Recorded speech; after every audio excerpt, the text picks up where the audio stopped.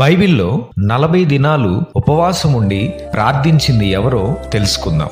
మొదటిగా ప్రభువైన యేసుక్రీస్తు తన బహిరంగ పరిచర్యను ప్రారంభించే ముందు 40 రోజులు అరణ్యంలో ఉపవాసం ఉండి ప్రార్థించారు. ఈ సందర్భం మత్తయి సువార్త 4వ అధ్యాయం మొదటి 2 వచనాల్లో, అలాగే లూకా సువార్త 4వ అధ్యాయం మొదటి 2 వచనాల్లో ఉంటుంది. రెండవదిగా మోషే దేవునితో మాట్లాడడానికి సీనాయి పర్వతంపైకి వెళ్ళినప్పుడు 40 రోజులు ఉపవాసం ఉండి దేవునితో గడుపుతాడు. ఆ సమయంలో మోషే దేవుని నుండి 10 ఆజ్ఞలను స్వీకరిస్తాడు.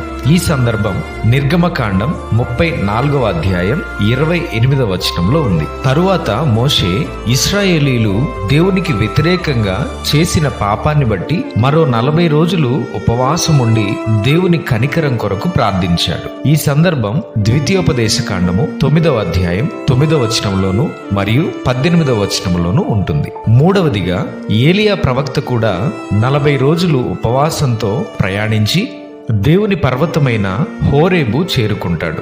40 రోజులు నిరంతర ప్రార్థన కాకపోయినా ఇది ఒక ఆధ్యాత్మిక పునరుద్ధరణకు మరియు దేవునిని కలుసుకోవటం కోసం చేసిన ప్రయాణం. ఈ సందర్భం మొదటి రాజుల గ్రంథం 19వ అధ్యాయం 8వ వచనంలో ఉంటుంది.